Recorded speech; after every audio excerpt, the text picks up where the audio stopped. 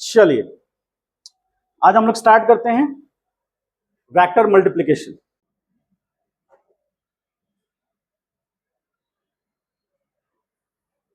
Multiplications of, या फिर कह लीजिए वेक्टर, इसको cross product.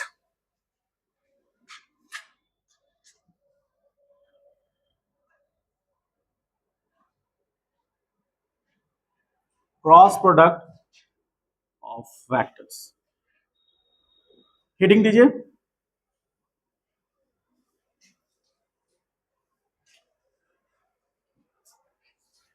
Cross product of vectors. हम लोग डॉट प्रोडक्ट देख लिए थे, आज देखेंगे क्रॉस प्रोडक्ट। डॉट प्रोडक्ट में क्या हुआ था, दो वेक्टर्स डॉट प्रोडक्ट में क्या निकल के आया था, स्केलर वैल्यू कितना था, मतलब ए डॉट बी बराबर क्या निकल के आया था, ए बी कॉस थीटा। ठीक है, थीटा क्या है, एंगल बिटवीन टू वेक्टर्स। ठीक है, ए क्या है, फर्स्ट वेक्टर का मैग्नीट्यूड, बी सेकंड वेक्टर का मैग्नीट्यूड। ठीक, अब हम लोग क्रॉस प्रोडक्ट कर रहे हैं, तो क्रॉस प्रोडक्ट यानी कि इसी को हम लोग क्या बोलते हैं, वेक्टर प्रोडक्ट। याद है, वेक्टर प्रोडक्ट। तो क्रॉस प्रोडक्ट और वेक्टर प्रोडक्ट सेम चीज हो गया। तो अब यहां पर क्या देखना है कि वेक्टर सपोज हमारे पास ए है और ए वेक्टर को क्रॉस कर रहे हैं वेक्टर बी से, तो जो रिजल्ट निकल के आ रहा है वो सी वेक्टर आ रहा है। ठीक है, अब सी के ऊपर एरो दिया है, इसका मतलब वेक्टर है। और वेक्टर के पास दोनों चीजों का, हम बार बार इस बात को रिपीट करते हैं क्योंकि आपके माइंड में एकदम क्लियर हो जाए। एक तो उसके पास मैग्नीट्यूड होगा और दूसरा डायरेक्शन होगा। ठीक, तो मैग्नीट्यूड और डायरेक्शन दो अलग अलग उसके पास पार्ट में, एक मैग्नीट्यूड एक डायरेक्शन रिप्रेजेंट करेगा। अब इसमें हम लोग यहां समझते हैं, थोड़ा सा डिफिकल्ट है क्योंकि रिजल्ट क्या आने वाला है, वेक्टर आने वाला है जिसके पास दोनों चीजें होंगी। तो हम सबसे पहले एक एक्स वाई प्लेन बनाते हैं, ध्यान से समझिएगा, थोड़ा सा उससे ऊपर है ये वाई, तो ये एक्स वाई प्लेन हो गया। ठीक है, तो इसे हम लोग एक्स वाई प्लेन बोल सकते हैं। तो ये एक्स वाई जो प्लेन है, एक्स वाई प्लेन, और तो ये यदि मान लीजिए प्लेन का जो डायरेक्शन है, ये कौन सा एक्सिस रिप्रेजेंट करेगा, जेड एक्सिस रिप्रेजेंट करेगा, जो कि एक्स वाई प्लेन से परपेंडिकुलर होगा। ठीक है, अब इसमें एक वेक्टर है, मान लीजिए एक वेक्टर ए है जो यहां हम लोग ड्रॉ किया है, और एक वेक्टर ये बी है। ठीक है, वेक्टर ए और वेक्टर बी दोनों एक्स वाई प्लेन में लाई कर रहे हैं। ठीक है, और इनके बीच का एंगल कितना है, थीटा। ठीक है, तो ए और बी दोनों इसी प्लेन में लाई कर रहे हैं और इनके बीच का एंगल थीटा है। अब हमको ए क्रॉस बी बताना है क्या आएगा, तो यहां पर vector A cross vector B is equal to mod of first vector, law जो कहता है इसका, mod of first vector into mod of second vector sine theta. Dot product में कॉस थीटा था यहां पर, तो ये कंप्लीट उसका मैग्नीट्यूड हो गया। लेकिन इतना से तो काम चलेगा नहीं, क्योंकि मैग्नीट्यूड के साथ क्या है, तो एक डायरेक्शन के लिए हम एन कैप लेते हैं। ठीक है, तो मैग्नीट्यूड तो आसान है समझना कि फर्स्ट का मैग्नीट्यूड ले लेंगे, सेकंड का मैग्नीट्यूड ले लेंगे और उनके बीच का एंगल थीटा लेंगे, साइन के टर्म में तो हमको मैग्नीट्यूड मिल जाएगा। अब जब रहा बात डायरेक्शन का, तो ये डायरेक्शन के लिए एन कैप को हम बोलते हैं N cap direction of resultant vector direction of resultant vector C. हमने क्या लिया यहां, सी लिया है, तो रिजल्टेंट वेक्टर सी का डायरेक्शन अब कैसे मिलेगा, तो Fleming right hand rule, Fleming right hand rule. तो फ्लेमिंग राइट हैंड रूल क्या कहता है कि हमको राइट हैंड यूज करना है, और कैसे यूज करना है ध्यान समझिए। हमें क्या चाहिए, ए क्रॉस बी चाहिए कि बी क्रॉस ए चाहिए, ए क्रॉस बी चाहिए, तो फर्स्ट वेक्टर कौन सा है, ए, तो हम अपना जो आर्म है उसको वेक्टर ए के टर्म में रखेंगे ऐसे, उसके डायरेक्शन में, और टर्न किधर कराएंगे, बी की तरफ।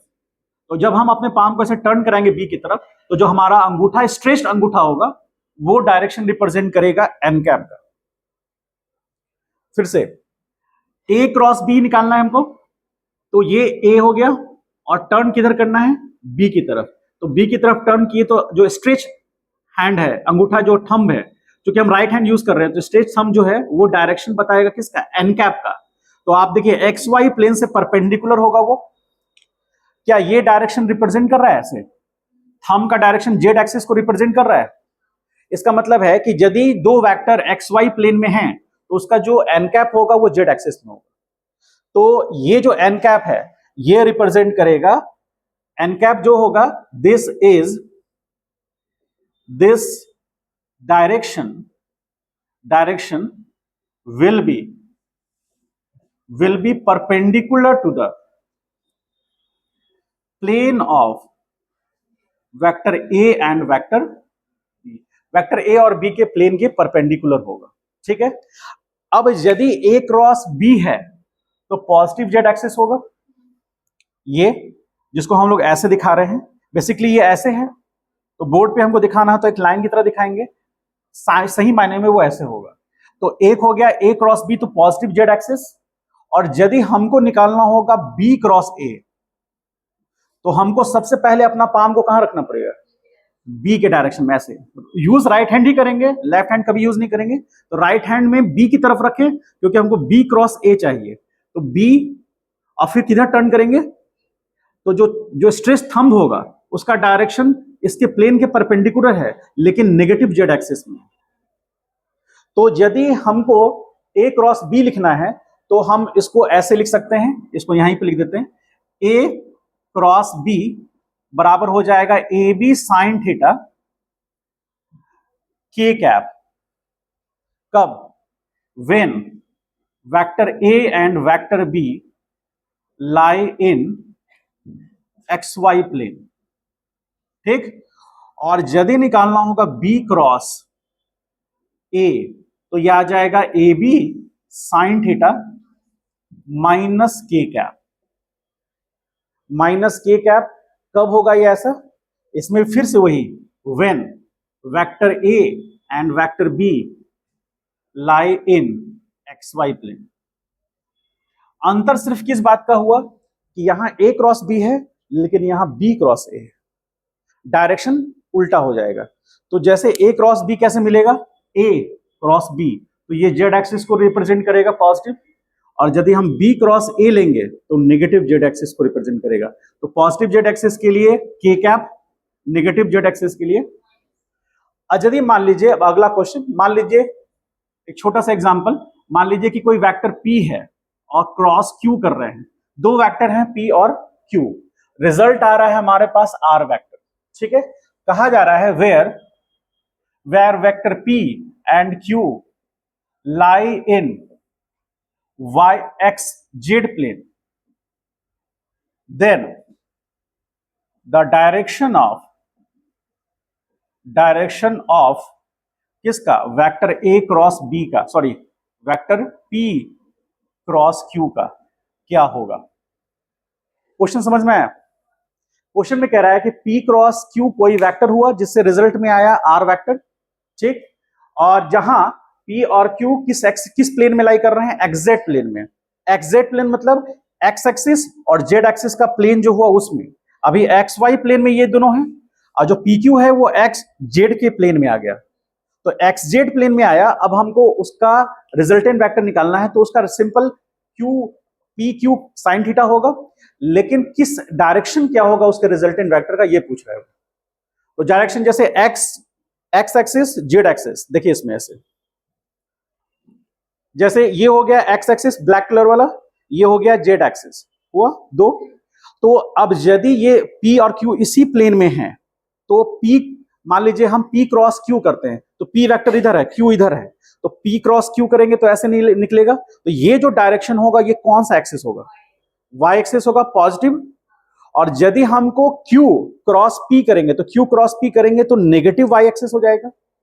लेकिन इतना तय है कि उसके एक्सजेड प्लेन से परपेंडिकुलर होगा, तो एक्सजेड प्लेन से परपेंडिकुलर वाई एक्सिस, ठीक है। जैसे यहां एक्स वाई से परपेंडिकुलर जेड एक्सिस, तो यहां पर हम यदि इसको डायरेक्शन रिप्रेजेंट करें तो हम कह सकते हैं कि P cross Q is equal to हो जाएगा PQ साइन थीटा, और जो ये एन कैप होगा, ये एन कैप किस एक्सिस के लॉन्ग होगा, y axis where n cap is equal to j cap होगा। if q क्रॉस p होगा, q क्रॉस p, तो इसका रिजल्ट होगा qp sin theta, magnitude same रह जाएगा। देखिए qp pq sin थीटा और qp sin theta magnitude same है, जैसे ab cos थीटा और ba cos थीटा का मैग्नीट्यूड सेम था। अब यहां पर डायरेक्शन सिर्फ जो होगा, मान लीजिए एन नॉट कैप कह देते हैं इसको, तो एन नॉट कैप बराबर हो जाएगा माइनस जे कैप। ये समझ पाए हैं? क्लियर हुआ ये चीज? तो हम जब ए क्रॉस बी कर रहे हैं तो हमको मैग्नीट्यूड मिल रहा है, फर्स्ट वेक्टर का मैग्नीट्यूड, सेकंड का मैग्नीट्यूड और उनके बीच का साइन थीटा। और एन कैप डिपेंड करेगा उसके प्लेन से परपेंडिकुलर जो एक्सिस होगा उसके अलोंग। अब डिपेंड एक चीज और करेगा कि हमको ए क्रॉस बी करना है या बी क्रॉस ए करना है। यदि ए क्रॉस बी करना है तो पॉजिटिव होगा, बी क्रॉस ए करना है तो नेगेटिव होगा। हम मानते हैं किस पर, उस पर डिपेंड करता है। समझ गए इस बात को? अभी जो कुछ भी चल रहा है ये सारा फंडामेंटल चल रहा है, अभी हम लोग ने चैप्टर स्टार्ट ही नहीं किया है। समझ गए? ऐसा नहीं समझिएगा कोई चैप्टर स्टार्ट हो गया है। ये सब फंडामेंटल चैप्टर्स में से एक है, मतलब फंडामेंटल टॉपिक्स जिसको कहेंगे। ये वो टॉपिक्स हैं जिससे आप आगे के कॉन्सेप्ट को समझ पाइएगा। जैसे मान लीजिए कोई एक वेक्टर ए है जिसका मैग्नीट्यूड 3 मीटर है और एक वेक्टर बी है जिसका मैग्नीट्यूड 4 मीटर है। थीटा उनका 60 डिग्री है, मतलब कोई वेक्टर जिसका ए, उसका मैग्नीट्यूड कितना है 3 मीटर, यानी डिस्प्लेसमेंट वेक्टर है, और उसका मैग्नीट्यूड बी का कितना है 4 मीटर। उनके बीच का एंगल थीटा दिया हुआ है। और एक चीज और कहा गया है कि A and B lie in ZY plane. ठीक है, आपसे पूछ रहा है find the resultant vector R. R पूछ रहा है वेयर। आर कैसे है? आर जो निकलेगा वेक्टर ए क्रॉस, या फिर कह लीजिए वेक्टर बी क्रॉस ए करने से आर निकलेगा। तो हम लोग बता सकते हैं, अब आर का मैग्नीट्यूड और डायरेक्शन दोनों देखना होगा हमको। ठीक है, क्योंकि रिजल्ट जो निकलेगा वो तो रिजल्टेंट है। अब इसका मैग्नीट्यूड की बात करें तो हम R vector is equal to vector B cross A है, एक हम बता देते हैं, फिर आगे आप लोग बनाइएगा। तो यहां पर ए बी साइन थीटा ऐसा लिख सकते हैं, और एन नॉट कैप मान लेते हैं कि ये उसका डायरेक्शन है। कैप इसलिए दे रहे हैं क्योंकि ऑलरेडी मैग्नीट्यूड तो है ही, तो हम उसका सिर्फ डायरेक्शन दिखाएंगे तभी तो वेक्टर एक्सप्लेन हो जाएगा आर। ठीक है, तो अब ए का मैग्नीट्यूड कितना 3 और इनटू इसका मैग्नीट्यूड बी का 4 और इनटू साइन कितना 60 और एन नॉट कैप। अब ध्यान से देखिए क्या कह रहा है कि जेड वाई प्लेन में है, तो हम यदि यहां पर हल्का सा एक बना दें जो आप लोग को भी स्टार्टिंग में बनाना चाहिए जिससे आपका कॉन्सेप्ट क्लियर रहेगा। ये हो गया Y axis, that is X axis, और ये जेड एक्सिस। हमको पता है एक्स एक्सिस के along unit vector I cap, Y axis के अलोंग और जेड एक्सिस के अलोंग के कैप। ठीक है, अब ये किस एक्सिस किस प्लेन में लाई कर रहा है? Z Y plane, A B Z Y plane में। तो जेड और वाई प्लेन, तो हम इसको यदि इस तरह से देखें जो हम लोग यहां पर देखे थे, इसको फिर से देखिए। ये हो गया एक्स एक्सिस हो गया, ये हो गया हमारा जेड एक्सिस, और ये हो गया हमारा वाई एक्सिस। ठीक है, तीन अलग अलग एक्सिस हैं। तो जेड एक्सिस और एक्स एक्सिस का जो प्लेन होगा वो एक्स जेड प्लेन होगा, एक्स एक्सिस और वाई एक्सिस का जो प्लेन होगा वो एक्स वाई प्लेन होगा, वाई एक्सिस और जेड एक्सिस का जो प्लेन होगा वो वाई जेड प्लेन है। तो अभी ये दोनों वेक्टर वाई जेड प्लेन में है। तो मान लीजिए कि वेक्टर ए यहां है, वेक्टर बी यहां है, वाई जेड प्लेन में है। अब इनका वेक्टर यदि हमको बी क्रॉस ए करना है, मान लीजिए ए यहां है बी यहां है, तो ए बी, तो हमको बी क्रॉस ए करना है, तो हम बी के पास गए, टर्न किए किधर ए की तरफ, तो जो इस डायरेक्शन में आएगा वो जेड एक्सिस का नेगेटिव होगा। तो इसके अनुसार यदि एन कैप क्या हो जाएगा? एन नॉट कैप हो जाएगा माइनस आई कैप। और ऐसे भी ध्यान रखिएगा कि वाई जेड प्लेन है तो उसका जो रिजल्टेंट होगा वो आई एक्सिस में होगा, यानी एक्स एक्सिस में होगा। यदि जेड एक्स होता तो वाई एक्सिस में होता, एक्स जेड होता तो वही वाई एक्सिस में होता, और यदि वाई जेड होता, वाई एक्स होता तो जेड एक्सिस में हो जाएगा। तो उसी के अनुसार ये होगा। अब यहां पर पुट करेंगे आर वेक्टर, तो R vector is equal to 3 4 जा 12 इंटू साइन 60 कितना √3/2, ये कैंसिल हुआ 6 टाइम में, तो 6√3 और डायरेक्शन माइनस आई कैप, तो यहां हो जाएगा माइनस आई कैप, ये वेक्टर आर। तो वेक्टर आर डिफाइंड हो गया। इसको मैग्नीट्यूड और डायरेक्शन दोनों चाहिए था, मिल गया, समझ पाए। और यदि हमसे मांग लेता हमसे किस बात को, वेक्टर कौन सा लिए हैं, बी, तो वेक्टर ए क्रॉस बी मांग लेता तो हमारा मैग्नीट्यूड 6√3 ही होता, लेकिन यहां पर आई कैप हो जाता है। अंतर समझ रहे हैं? यानी कि जो हमारा रिजल्टेंट वेक्टर है बी क्रॉस ए, उसके जस्ट अपोजिट डायरेक्शन में होगा, मैग्नीट्यूड सेम होगा। तो हम क्या इसको हम नाम दे दे, मान लीजिए आर नॉट वेक्टर, तो हम क्या लिख सकते हैं, R naught vector is equal to minus R vector, लिख सकते हैं। दोनों वेक्टर का मैग्नीट्यूड सेम है, डायरेक्शन अपोजिट है, लिख सकते हैं। आर वेक्टर आर नॉट का अपोजिट वेक्टर है, मैग्नीट्यूड सेम, डायरेक्शन अपोजिट। इसका मतलब ए क्रॉस बी करने से जो वेक्टर मिलेगा, बी क्रॉस ए करने से उसका अपोजिट वेक्टर मिलेगा, या इसको नेगेटिव वेक्टर बोलते हैं, वो मिलेगा। ठीक है, एक क्वेश्चन देते हैं, आप लोग बनाइए, देख लीजिए, क्वेश्चन लिख लीजिए फिर आराम से। कह रहा है कि if mod of vector A is equal to 3 newton, sorry 10 newton, mod of vector B is equal to 20 newton and theta is equal to 30 degree, find first A cross B निकालिए और सेकंड बी क्रॉस ए निकालिए, दोनों निकाल के बताइए तो कितना आ रहा है, करिए। इसको लिख लीजिए, पहले इसको लिख लीजिए फिर उसको सॉल्व कीजिए। मान लेते हैं रिजल्टेंट उसको आर मान लेते हैं, तो 100 जे कैप आ रहा है, और इसका है ना सेकंड वाले का माइनस जे कैप, इसको R1 मान लीजिए, इसको R2 मान लीजिए, 100 माइनस जे कैप आ रहा है। और लोगों का आया, सेम रिजल्ट आ रहा है। एक स्टेप देख लेते हैं कैसे हुआ, मान लीजिए जिनसे नहीं बना हो देख लीजिएगा। फर्स्ट ए क्रॉस बी करना है हमको, रिजल्ट में हम उसको R1 ले रहे हैं, तो R1 vector is equal to क्या हो जाएगा, ए बी साइन 30, और यहां हो जाएगा एन, इसको N1 कैप मान लीजिए, तो ए बी कितना है, ए कितना है 10 इंटू 20, 1/2 10, और यहां N1 कैप, तो आप देखिए किसमें ए क्रॉस बी करना है ना, तो हमको एक्स जेड प्लेन में है, तो हमको वाई मिलेगा। इसका मतलब है कि N1 कैप जो होगा वो किसके बराबर होगा, जे कैप के बराबर। तो यहां से रिजल्ट आ रहा है 100, और यहां पर यूनिट इसका क्या होगा, यदि हम न्यूटन ले रहे हैं ना, तो 100 न्यूटन जे कैप लेंगे। और सेकंड में जस्ट बी क्रॉस ए करने पर, तो बी क्रॉस ए करने पर हमको R2 मिलेगा, तो R2 vector is equal to 100 newton minus J cap, उसका जस्ट नेगेटिव वेक्टर है। तो यदि आपको ए क्रॉस बी मिल गया है तो बी क्रॉस से निकालने में दिक्कत नहीं है, जस्ट उसका नेगेटिव वेक्टर हो जाएगा। ठीक है, अब हम लोग आते हैं प्रॉपर्टीज में, जो इसका प्रॉपर्टीज मेन इंपॉर्टेंट पार्ट है। क्या आपको लगता है कि जो कम्यूटेटिव लॉ है, कम्यूटेटिव लॉ क्या कहता है, ए डॉट बी बराबर बी डॉट ए, है ना, तो क्या यहां पर ए क्रॉस बी बराबर बी क्रॉस ए होगा, नहीं होगा।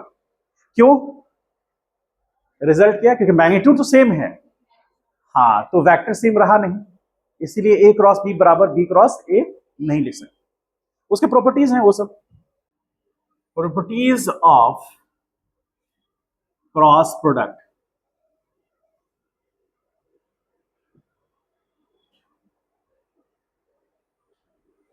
प्रॉपर्टीज ऑफ क्रॉस प्रोडक्ट, जैसे हम लोग वहां पढ़े थे प्रॉपर्टीज ऑफ डॉट प्रोडक्ट, यहां पर पढ़ रहे हैं क्रॉस प्रोडक्ट। 4-5 पॉइंट जिसमें भी हैं उससे इंटरेस्टिंग है, ध्यान रखिएगा। यहां पर हमको डायरेक्शन का भी ध्यान रखना है, जो कि डॉट प्रोडक्ट में जरूरत नहीं थी। तो पहला प्रॉपर्टी जो फर्स्ट है उसमें कहेंगे कि इट डज नॉट फॉलो, क्या, कम्यूटेटिव क्या कहता है कम्यूटेटिव लॉ कि vector A cross vector B है, तो हम ऐसा नहीं लिख सकते हैं कि वेक्टर बी क्रॉस ए होगा। ठीक है, सिंस क्या लिखेंगे यहां, since the direction of A cross B will be different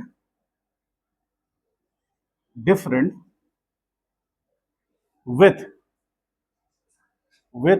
the direction of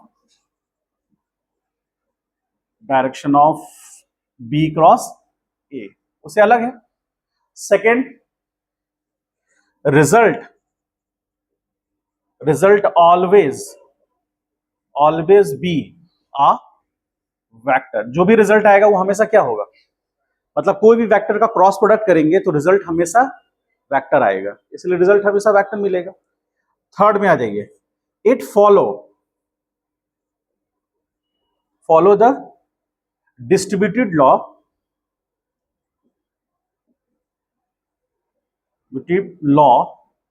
but for a proper order, एक प्रॉपर ऑर्डर में करेगा। जैसे ए वेक्टर क्रॉस बी प्लस सी, तो जो रिजल्ट आएगा वो ए क्रॉस बी होगा प्लस ए क्रॉस सी होगा, ये होगा, लेकिन एक प्रॉपर ऑर्डर में। यदि आप इसको यहां पर बी को बी क्रॉस ए कर दीजिएगा तो नहीं होगा, समझ गए। जैसे आपने यहां ऐसा लिखा है तो ए इंटू बी, तो हम लोग कभी कभी बी इंटू ए भी कर देते हैं, लेकिन यहां पर ऐसा नहीं करेंगे, ए क्रॉस बी ही होगा, बी क्रॉस ए नहीं होगा, इसलिए प्रॉपर ऑर्डर फॉलो होना चाहिए। ठीक है, ये तीन बेसिक प्रॉपर्टी। चौथा में आ जाइए,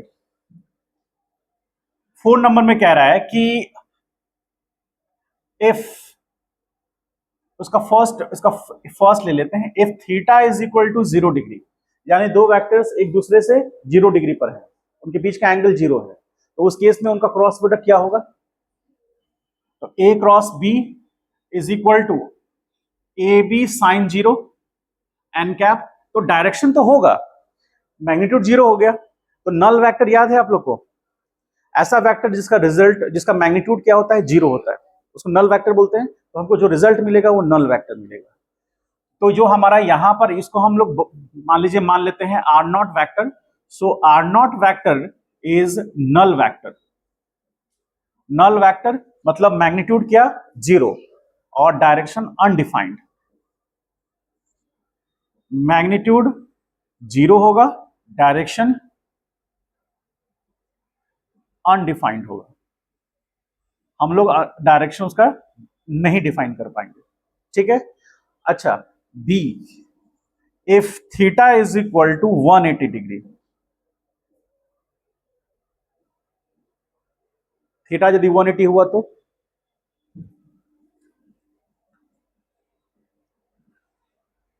साइन 180 कितना होता है,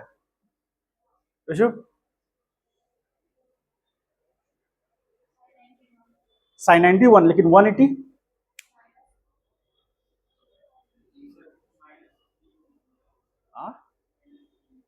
-3, -3 तो हो ही नहीं सकता है। हाँ बोलो, 0 होता है।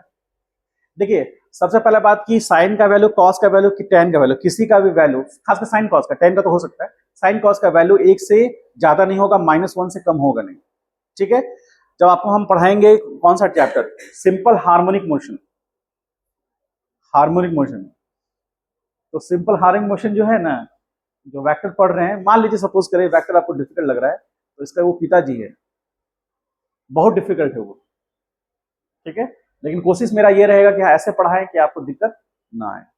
ठीक है, तो उसमें उसकी बात अभी नहीं कर रहे हैं, अभी यहां पर हम बात कर रहे हैं कि यदि कोई भी साइन का टर्म है या कॉस का टर्म है, तो वो उसका मैक्सिमम वैल्यू 1 होगा, मिनिमम वैल्यू -1 होगा, और बीच में 0 आ सकता है।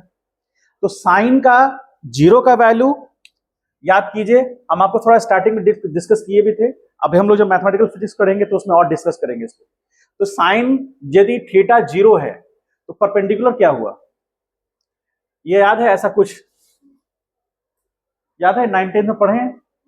तो जैसे ये थीटा है गया, तो ये हाइपोटेनस, ये परपेंडिकुलर, ये बेस, तो यदि थीटा फर्स्ट क्वाड्रेंट में, यानी लाइन जो है वो फर्स्ट क्वाड्रेंट में, तो इसका मतलब है कि यहाँ परपेंडिकुलर कुछ है, बेस कुछ है, हाइपोटेनस कुछ है, तो यहाँ पर साइन थीटा होगा, perpendicular by base, sorry perpendicular hypotenuse H होगा, और यदि थीटा जीरो हो गया तो पी जीरो होगा। थीटा के जीरो होने से पी जीरो होगा, बी तो जीरो होगा नहीं और एच जीरो होगा नहीं, तो पी के जीरो होने से क्या जीरो होगा, साइन जीरो हो गया। तो आप ऐसे समझिए कि एच क्या होता है, एच बराबर होता है P square plus B square. यदि पी जीरो हुआ तो एच थोड़ी ना जीरो हुआ। अच्छा पी जीरो हुआ तो इसका मतलब बी भी जीरो नहीं हुआ, जब बी जीरो नहीं हुआ इसलिए एच भी जीरो नहीं हुआ। तो जीरो क्या हुआ, पी, पी जीरो होने से थीटा जीरो होने से पी जीरो हुआ, और थीटा जीरो होने से पी जीरो हो, यानी कि साइन थीटा जीरो हो गया। बात समझे, थीटा यदि जीरो होगा तो पी जीरो होगा, ये पॉइंट घसक कर कहां आएगा, ऐसे आएगा। तो इस केस में थीटा जीरो होने पर पी जीरो हो जाएगा, और इसीलिए साइन जीरो का वैल्यू जीरो होगा। अब आ जाइए यहां पर, ये थीटा है, ठीक है, ध्यान से सुनिएगा, ये थीटा है। पहले यहां थीटा 90 से छोटा था, यहां थीटा जो लेस देन 90 डिग्री था, यहां थीटा जो है वो ग्रेटर देन 90 डिग्री है। फील कर रहे हैं। अच्छा अब इधर आ जाइए, इसको अल्फा मान लीजिए। यदि थीटा बढ़ेगा तो अल्फा घटेगा, और ऐसा सिचुएशन आ गया कि थीटा बढ़कर 180 हो गया, अल्फा क्या हो जाएगा, तो क्या जीरो होगा, पी जीरो होगा, बी जीरो होगा, एच जीरो होगा। तो फिर से पी जीरो हो गया, तो इसका मतलब साइन अल्फा बराबर, यहां पर पी होगा, या थीटा ही ले लीजिए, चलिए कोई बात नहीं, तो पी बाई एच होता है, थीटा बढ़कर कितना होगा 180, तो साइन 180 पुट करेंगे, तो पी कितना हो गया, तो जीरो बाई एच, तो क्या मिला, बात को समझ पाए। अब मेजरमेंट हम हमेशा क्या करेंगे, एंटी क्लॉकवाइज, एक्स एक्सिस को लेते हुए काउंट करेंगे। ये सब 9th में पढ़ना है आपको, 9th क्लास में पढ़े हैं, नहीं पढ़े हैं, क्या बात कर रहे हैं, आ? हाँ 90 तक पढ़ना था, बात सही है, 90 तक पढ़ना था। तो नहीं ऐसे थोड़ा सा नहीं बताए होंगे गुरुजी, ऐसा नहीं बताएं कि ऐसे थोड़ा सा टर्न करेंगे तो क्या होगा, नहीं बताया, अच्छा कोई बताना चाहिए था, कोई बात नहीं। यहां समझ में आया कि नहीं बताइए पहले, यदि किसी को भी लगता है कि हाँ नहीं समझ में आया तो हमसे पूछिए, क्योंकि ये 9th का कॉन्सेप्ट है, आप आराम से पूछ सकते हैं। समझ में आया सबको, तुमको समझ में आया कि नहीं आया, ये थीटा बढ़ा तो अल्फा जीरो कैसे हुआ, समझ में आया। तो थीटा जो है 180 होगा तो अल्फा कितना हो जाएगा, थीटा जब 180 हो जाएगा, अच्छा हमको एक से बताओ, थीटा 90 होगा तो अल्फा कितना हो जाएगा, हाँ थीटा 90 होगा तो अल्फा क्या होगा, हाँ 90।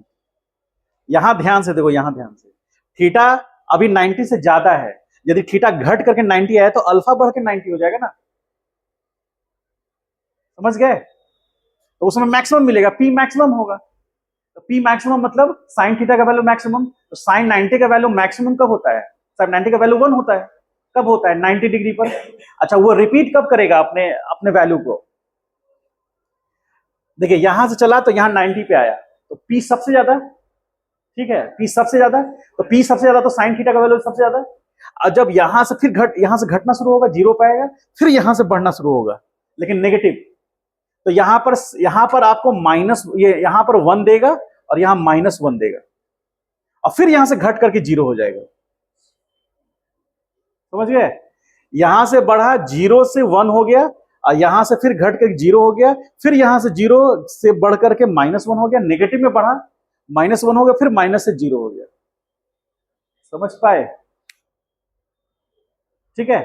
तो इस तरह से साइन का वैल्यू टर्न करता है, सही बात है। अब आप लोग 180 तक पढ़े, ये 90 तक ही पढ़े होंगे, ठीक है, लेकिन ये जो बता रहे हैं तो समझ में आना चाहिए, कोई दिक्कत नहीं है।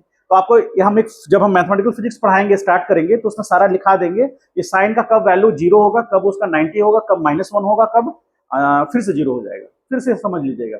जैसे एक छोटा सा एग्जाम्पल देके बताते हैं, सुनिए 2 मिनट, जो आपको दिक्कत करता है। जैसे मान लीजिए कि साइन 2 पाई प्लस थीटा, आपको लगा कितना बड़ा फॉर्मूला है, ऐसा कुछ नहीं है। 2 पाई प्लस थीटा मतलब किस किस क्वाड्रेंट में आ गया, हाँ थर्ड में नहीं आएगा, फर्स्ट में आएगा। क्यों आएगा फर्स्ट में, देखिए यहां से यहां पाई, यहां से यहां फिर पाई, तो जहां चला था वहां 2 पाई, वहां पहुंच गए 2 पाई हो गया, 2 पाई हुआ, फिर थीटा पे हम आ गए, तो इसका मतलब है कि यहां आ गए ना। तो फर्स्ट क्वाड्रेंट में, तो फर्स्ट क्वाड्रेंट में इसका मतलब ये हो गया, यदि हम ऐसा लिख दें तो क्या गलत होगा? हाँ, होगा गलत। इसका मतलब क्या हुआ कि साइन अपने वैल्यू को रिपीट कब करता है? 2 पाई पे रिपीट करता है। साइन 2 पाई 30, साइन 2 पाई 30 डिग्री का वैल्यू वही होगा जो साइन 30 डिग्री का वैल्यू होगा। समझ गए? बस अंतर क्या हुआ, 2 पाई पे रिपीट होकर वहीं आ गया। आपको बताया था ना कि कोई एक वेक्टर यदि 360 डिग्री घूम जाता है, 2 पाई घूम जाता है, तो वेक्टर चेंज नहीं होता है। तो वही तो बात कॉन्सेप्ट यहां पर भी आया। यहां ये थीटा है, लेकिन हम 2 पाई थीटा पे आ जाएंगे तो फिर वहीं आ जाएंगे। समझ गए इस बात को? मैथमेटिकल फिजिक्स में इसको हम थोड़ा डिटेल में आप लोग को बताएंगे, क्योंकि जब आपको एसएचएम पढ़ाएंगे तो उसमें जरूरत पड़ेगा उसका। समझे? एसएचएम में टाइम है अभी, लेकिन जरूरत पड़ेगा उसका। हम मैथ के भरोसे नहीं रहेंगे। क्या बोलो? ठीक है, वो समझ में आया तुमको? ध्यान से देखा करो। ठीक है, चलिए लिखना है तो लिख लीजिए, नहीं तो आगे बढ़ते हैं। हाँ, यहां पर थे, यहां तक लिख लीजिए पहले। तो ए क्रॉस बी बराबर ए बी साइन 80, और साइन 80 का वैल्यू 180 का वैल्यू कितना हुआ? 0। तो यहां पर ये टर्म फिर से, इसको हम यहां मान लीजिए कि फिर से यहां एन, ऊपर वाले को क्या माने थे? एन माने थे, इसको N1 कैप मान लीजिए। तो ये रिजल्ट पूरा क्या होगा? फिर से ये पूरा रिजल्ट फिर से क्या हो जाएगा? 0। तो फिर से हमको क्या मिला? ठीक है, तो यहां हम N1 कैप को कह सकते हैं कि अनडिफाइंड होगा, और फिर से हमारा ए क्रॉस बी भी क्या मिलेगा? फिर इस केस में 0 वेक्टर मिलेगा। ऐसे हम लिख सकते हैं, नल वेक्टर को हम ऐसे दिखाते हैं, कहीं कहीं क्वेश्चन में आपको दिखेगा ऐसा। तो नल वेक्टर मतलब जिसका मैग्नीट्यूड 0 हो गया और डायरेक्शन अनडिफाइंड हुआ। ठीक, अब एक थर्ड पॉइंट है सी, कि if theta is equal to 90 degree, theta is equal to 90 degree, तो ए क्रॉस बी जो मिलेगा बराबर होगा ए बी साइन थीटा, यानी कि साइन 90, और ये N2 कैप मान लेते हैं। ये जो रिजल्ट है, ये रिजल्ट, इसको हम लोग बोलेंगे मैक्सिमम वैल्यू ऑफ मैग्नीट्यूड। किसी किसी भी मैग्नीट्यूड का, ए क्रॉस बी में किसी भी मैग्नीट्यूड का ये मैक्सिमम वैल्यू होगा। क्यों होगा मैक्सिमम वैल्यू? क्योंकि साइन का वैल्यू मैक्सिमम 90 डिग्री पर होता है। ठीक है, तो वो मैक्सिमम देगा। ए का मैग्नीट्यूड तो वही है, बी का मैग्नीट्यूड तो वही है, लेकिन जो रिजल्ट आएगा वो मैक्सिमम कब होगा? जब साइन का वैल्यू 90 होगा, उसमें मैक्सिमम मैग्नीट्यूड मिलेगा। और इसका जो डायरेक्शन होगा N2 कैप, तो ये डिफाइन कैसे होगा? Perpendicular to the plane of vector A and vector B. ऐसा लिख सकते हैं क्या? लिख सकते हैं ना। इसका डायरेक्शन लिख रहे हैं, मैग्नीट्यूड तो मैक्सिमम मिलेगा, और इसका डायरेक्शन क्या होगा? इन दोनों वेक्टर के परपेंडिकुलर प्लेन से होगा, या तो पॉजिटिव या तो नेगेटिव होगा। ठीक है, वो हम लोग उसके अकॉर्डिंग देखेंगे। तो ये 3 बेसिक फॉर्मूला हो गया, मतलब कि स्टेप्स हो गए, जिस पर कि हम लोग थीटा पे 0, 180 पे 0, और सिर्फ 90 पर हमको मिलेगा। जहां वेक्टर ए डॉट बी हमको 90 डिग्री पे क्या मिल रहा था? 0 मिल रहा था, यहां पर मैक्सिमम मिलेगा। समझ गए? उतार लीजिए, यहां तक कंप्लीट कर लीजिए। एक बहुत इंपॉर्टेंट फैक्टर है, 10 मिनट का समय है उसमें लगेगा हम लोग को, बहुत इंपॉर्टेंट है वो। डिटर्मिनेंट जानते हैं आप लोग? यूनिट एंड डायमेंशन जो चैप्टर है, वो आगे कुछ टॉपिक्स हो जाएंगे तो आपको समझ में अच्छे से आएगा। अभी बता देंगे तो अच्छे से समझ में नहीं आएगा। ठीक है, जैसे पेंडुलम का टाइम पीरियड क्या होता है? आप लोग 10th में पढ़े, 9th में पढ़े हैं ना? पेंडुलम का टाइम पीरियड बताइए, याद है कुछ? सर पेंडुलम ही याद नहीं है तो टाइम पीरियड कहां से याद है? पेंडुलम किसी को याद है? किसको कहते हैं पेंडुलम, बताइए। तो जैसे हम लोग घड़ी का जो नहीं देखते हैं, बहुत सारे घड़ी, वॉल वॉच घड़ी होता है, उसमें ऐसे ऐसे घूमता रहता है वो। हाँ, वेरी गुड। तो एक ऑसिलेशन करने में, जैसे मान लीजिए कि बॉल ऐसे है, एक स्ट्रिंग से ऐसे लटका हुआ है, उसको यहाँ एंगल से हम छोड़ेंगे तो ऐसे टर्न करेगा वो। तो जब यहाँ से यहाँ जाकर फिर रिटर्न बैक होकर यहाँ आएगा तो एक ऑसिलेशन हो गया। उसमें जो समय लगा उसका टाइम पीरियड होगा। तो टाइम पीरियड किस पे डिपेंड करता है? टाइम पीरियड टी बराबर होता है 2 पाई रूट अंडर L/G होता है। नहीं याद है आप लोगों को? लेकिन ये 9th क्लास में इसमें एक्सपेरिमेंट करना है आप लोग को। 9th या 10th में, हमको एग्जैक्ट याद नहीं, लेकिन 9th 10th में है। t बराबर 2 pi root under L by G. हम तो किए थे अपने 10th क्लास में, किए थे 9th में, हाँ सॉरी 9th में, ठीक है 9th में करना है। तो देखिए मेरा ये कहना है कि इसका हम लोग यूनिट डायमेंशन में क्या करते हैं ना, कि इसका यूनिट निकालते हैं और डायमेंशन फार्मूला निकालते हैं। बहुत इजी है, कोई दिक्कत नहीं है, लेकिन ये हम लोग को एसएचएम में भी जाकर पढ़ना है। तो जब हम एसएचएम में इसके पूरा लेंथ को जान लेते हैं और उसका जी का वैल्यू पता कर लेते हैं, तो हम इसका डायमेंशन निकालना आसान हो जाता है हमारे लिए। मतलब फिजिकल क्वांटिटी को तो समझेंगे हम लोग पहले, अभी इसको डिस्कस करेंगे तो फिजिकल क्वांटिटी हमको याद है नहीं, इसीलिए इसका डायमेंशन फार्मूला तो निकाल लेंगे, लेकिन वो रटना हो जाएगा।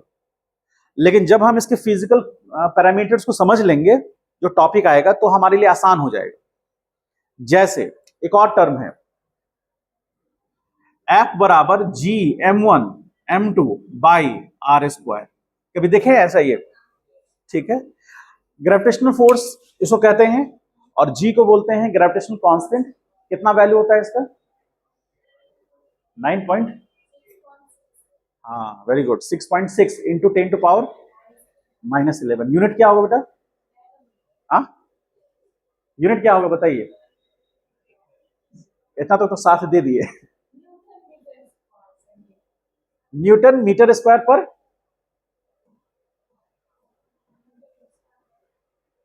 सब कुछ इसी में छिपा हुआ है।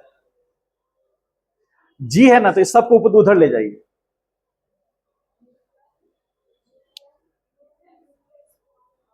हाँ ठीक है, ठीक है, हाँ। तो ये इसका हो गया न्यूटन, इसका हो गया मीटर स्क्वायर, और ये मास है तो केजी स्क्वायर। ये यूनिट हो गया जी का, ठीक है। तो इसका डायमेंशन फार्मूला निकालने के लिए आपको यूनिट डायमेंशन में करना है। लेकिन ये जो टॉपिक है हम लोग ग्रेविटेशन में पूरा डिटेल में पढ़ते हैं। यदि उसके बाद हम उसका डायमेंशन फार्मूला ड्रॉ करेंगे या फिर उसका यूनिट्स हम निकालेंगे, हमारे लिए आसान होगा समझ करके। तो अभी कोई ऐसा हमारा कोई है भी नहीं कि एग्जाम है कि हमको वो चीज पहले कर लेना है।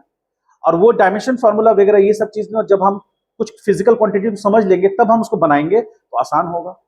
मतलब समझिए शुरुआती 7-8 चैप्टर पढ़ने के बाद यदि हम उसको करेंगे तो हमारे लिए ज्यादा आसान होगा।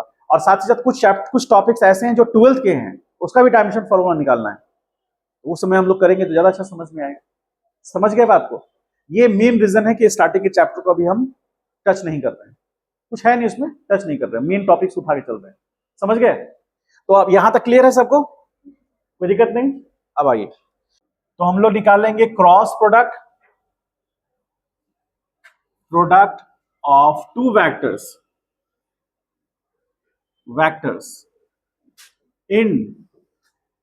in the form of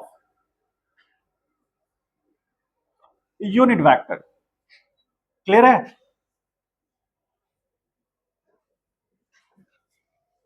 ठीक है, देखिए यहां पर अब हम क्या कर रहे हैं, क्या हुआ? अच्छा वो भी ऑन हो गया क्या? ऑन है नहीं, अभी ऑफ हुआ है। अच्छा चलिए यहां देखिए, तो अब हम लोग देखते हैं। अब हम यहां पर थोड़ा सा ध्यान ये देना है कि यहां पर जो क्रॉस प्रोडक्ट निकलेगा, जो रिजल्ट आएगा वो भी क्या होगा? वेक्टर होगा। डॉट प्रोडक्ट तो आसान था, ठीक है। तो जैसे मान लीजिए कि हम वेक्टर ए है और इसको लेते हैं हम x1 i cap plus y1 j cap plus z1 k cap. ये थ्री डायमेंशन में है, इससे ज्यादा कुछ रहेगा नहीं। यदि ये रहेगा भी आपके एग्जाम में तो बहुत इजी रहेगा, ठीक है। अब आइए, एक वेक्टर बी है, तो ये क्या लिखेंगे? x2 i cap plus y2 j cap plus j2 k cap, ठीक है, कोई इशू नहीं। इस तरह से दो वेक्टर हो गए। अब इनका हमको क्या करना है? हमको निकालना है a क्रॉस b, निकालना है बराबर क्या होगा, ठीक है। तो उतना आसान है नहीं, इसमें थोड़ा सा देखना पड़ेगा। यहां पर हम ध्यान से बना रहे, देखिए vector a cross vector b, इसको हम लोग बोलते हैं डिटरमिनेंट मेथड। यहां पर हम साइड में लिख देंगे डिटरमिनेंट मेथड। इसमें क्या करते हैं ध्यान से समझिएगा, अभी पेन उन्हें तुम रख दीजिएगा, एकदम ध्यान से समझिएगा, नहीं तो स्किप कर जाइएगा। हालांकि रिकॉर्ड हो रहा है, आप उसको बार बार रिपीट करके देख लीजिएगा, थोड़ा दिक्कत करेगा। तो हम लोग सबसे पहले क्या कर रहे हैं कि ऐसे एक दो लंबा लाइन ड्रॉ कर दिए, ठीक है। यहां पर आई कैप, जे कैप, के कैप अरेंज कर दिए, ठीक है, कोई दिक्कत नहीं। आई कैप के नीचे वाले में जो उसका कॉफिशिएंट है वो लिखेंगे, तो यहां लिखेंगे x1 और यहां लिखेंगे, ठीक है। यहां पर क्या लिखना चाहिए, y1 y2, यहां z1 z, ठीक है, ऐसे अरेंज कर दिए, यहां तक कोई दिक्कत नहीं। अब इसके बाद हम अब क्या करने वाले हैं कि आई कैप को लेंगे और सीक्वेंस में रखते हैं, इसको इसको हम लोग प्लस मानते हैं, अल्टरनेट में माइनस मानते हैं, फिर प्लस। बात समझ पाए? इसका भी प्लस क्यों मानते हैं, मैथमेटिक्स में पूरा डिटेल में बताया जाता है, अभी आपको उसमें नहीं जाना। हमको ये जान रहे हैं कि एक्स वाई जेड है ना, या आई कैप, जे कैप और के कैप है, तो पहले वाले को प्लस मानेंगे, सेकंड वाले को माइनस, फिर पहले वाले को मतलब थर्ड वाले को प्लस, अल्टरनेट लेके चलेंगे। जब हम इसको चूज कर लिए तो यहां पर प्लस आई कैप लिख दिए, ठीक है। तो इसका ये क्या कहलाएगा, रो या कॉलम कहलाएगा, ये रो कहलाएगा, तो रो को क्रॉस कर दीजिए, और ये क्या कहलाएगा, कॉलम को क्रॉस कर दिए,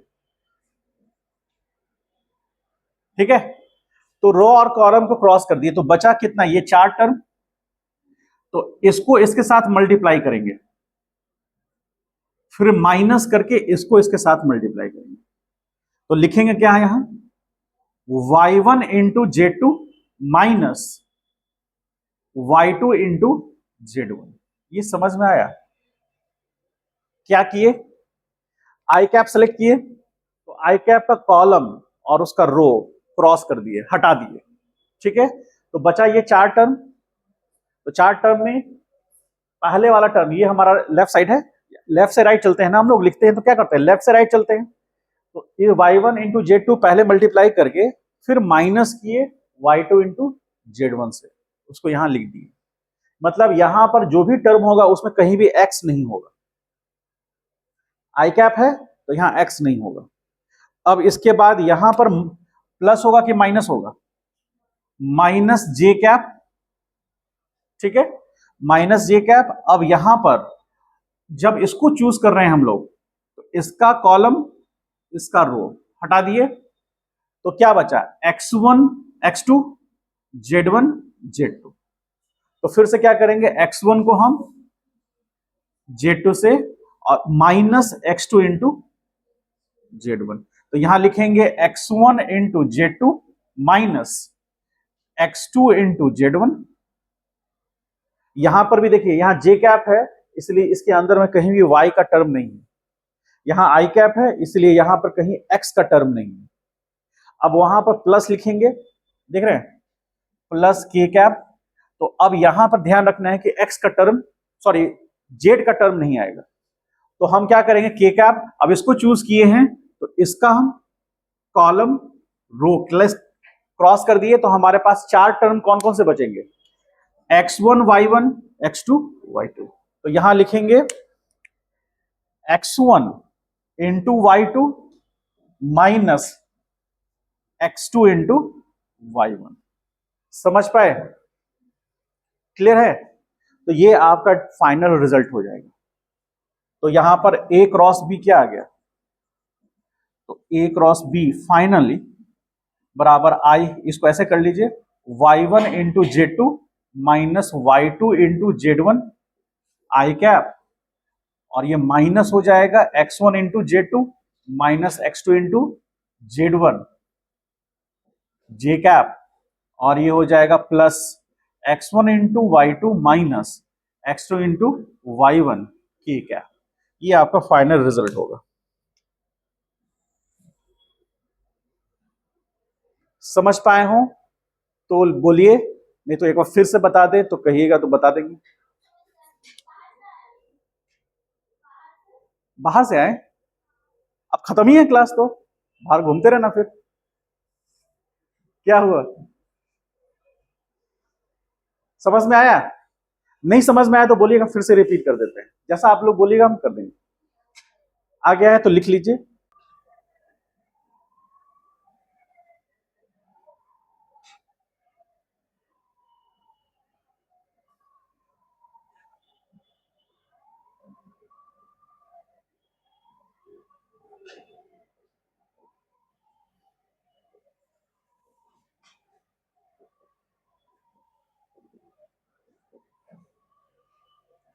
देखिए जनरली क्वेश्चन ऐसा ही रहता है आपका, ठीक है। तो हमको ए क्रॉस बी करना है, जस्ट 2 मिनट में हो जाएगा। देखिए यहां पर क्या करना है, आई कैप जे कैप और के कैप करना है, ठीक है। तो यहां पर के कैप 0 है, यहां 2 हो गया और यहां 0 होगा, ठीक। ये समझ में आया, क्योंकि इसमें आई कैप 0 है इसलिए यहां पर 0 आ गया। अब जे कैप देखना है, यहां -3 है और यहां 1 है, -3 1। के कैप इसमें 0 है और इसमें 2 है, क्लियर है। तो अब जो रिजल्ट आएगा इसमें हम प्लस आई कैप लिखेंगे और हम आई कैप ले रहे हैं तो इसको क्रॉस कर दिए, तो यहां पर -3 इंटू 2 होगा, तो -3 इंटू 2 ऐसा लिख सकते हैं, माइनस। अब ये 4 टर्म है तो ये इधर 0 हो जाएगा, माइनस जे कैप, तो जे कैप में आ जाइए, तो ये टर्म ऐसे 0, तो इसको इससे मल्टीप्लाई करेंगे तो 0 और इसको इससे मल्टीप्लाई करेंगे तो 4 हो गया। और उसके बाद प्लस के कैप, तो के कैप में ये टर्म 0 हो गया, तो 1 2 तो करेंगे तो यहां 2 आएगा, माइनस इसको इससे करेंगे तो 0 आएगा। तो फाइनल रिजल्ट क्या हो गया, -6 आई कैप और ये माइनस माइनस प्लस हो जाएगा, तो प्लस जे कैप और +2 के कैप। ये रिजल्ट होगा ए क्रॉस बी। कहां पर, अच्छा हाँ सॉरी सॉरी, यहां +4 जे कैप, तो ये रिजल्ट आ जाएगा ए क्रॉस बी का। क्लियर है अब, ठीक। अब होमवर्क आपका ये रहेगा कि टोटल पूरा का पूरा आपका जो सीट है सारा बन जाएगा, उसमें कोई ऐसा डाउट नहीं है। और हम लोग एक डाउट सेशन रखेंगे, ठीक है। कल कहेंगे तो कल रखेंगे, या जब आप बोलिएगा एक दिन रखेंगे और पूरा पोर्शन को खत्म कर देंगे, ठीक है। मतलब थ्योरी खत्म हो गया इसका। कल हम लोग स्टार्ट कर रहे हैं मैथमेटिकल फिजिक्स, मतलब the mathematics which is used in physics, क्योंकि लैंग्वेज है, बिना मैथमेटिक्स के फिजिक्स चल नहीं सकता।